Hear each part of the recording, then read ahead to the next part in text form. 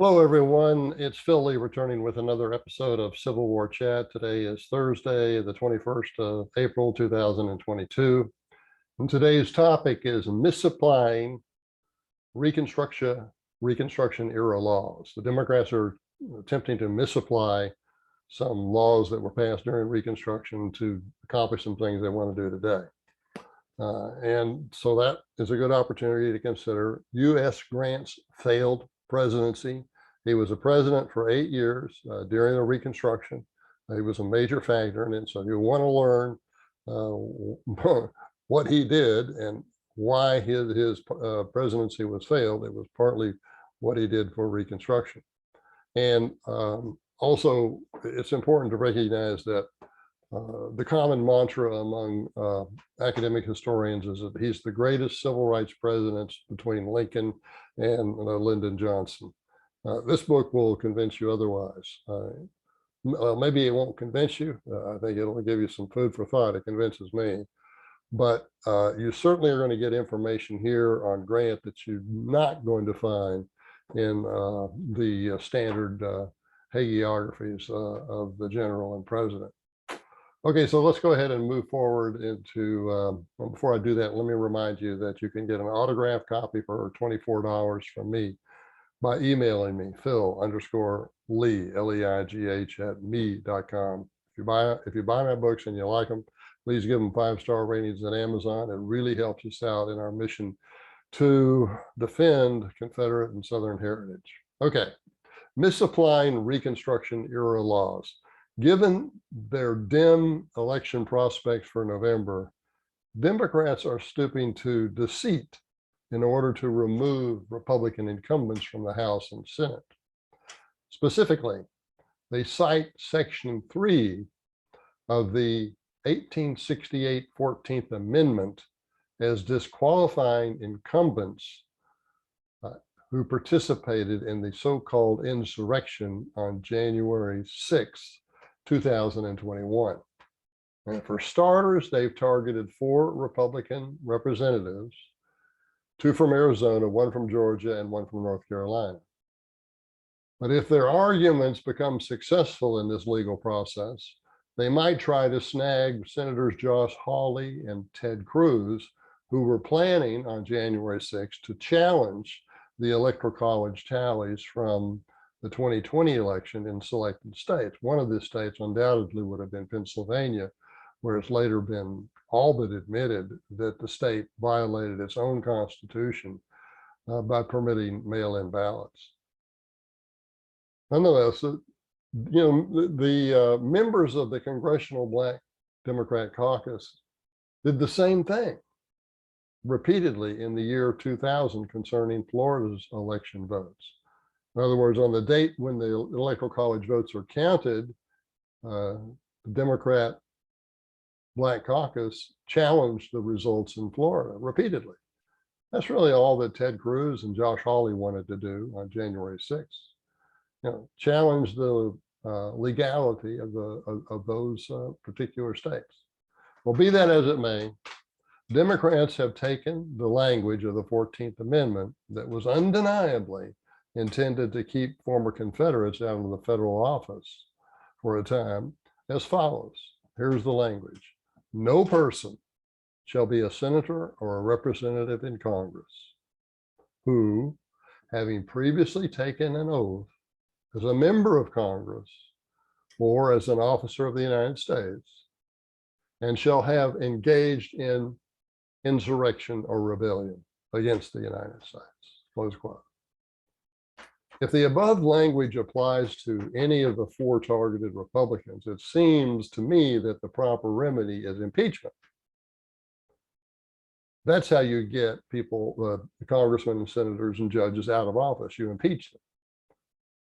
But the Democrats realize it's unlikely that 2/3 of the senators would convict them of participating in an insurrection. Normal people see that as a riot. Only politically motivated people will label it an insurrection. Politically motivated people would include the regime press. So first, the senators, if it were done in the impeachment, the senators would have to equate the January 6th riot with something, an insurrection, something like the Civil War, in which over 600,000 American soldiers were killed. Moreover, they would have to conclude that the four Republicans participated in and or instigated the January 6th incident. Given such hurdles in the impeachment process, Democrats are taking another path, and it's a predictably twisted one.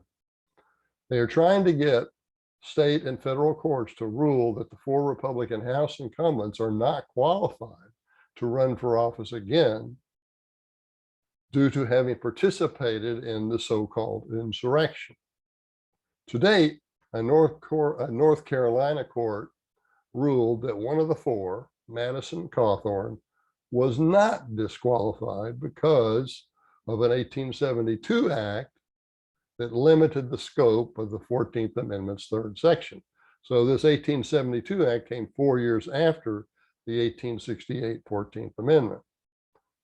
Cawthorn's lawyers no doubt reasoned that if the Democrats were going to pull a 160-year-old rabbit out of the hat, well, why not the Republicans? Since his party had split into two factions in 1872, Republican President Grant persuaded Congress to adopt the so-called Confederate Amnesty Act. The purpose was to soften Democrat resistance in the upcoming autumn elections.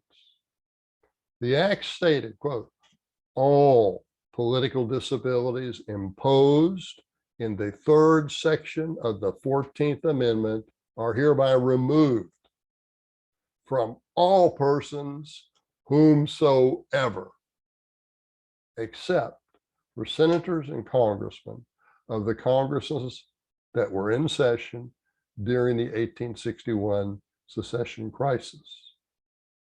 There were two of them because of the weird timing of the Congresses, the 36th and 37th.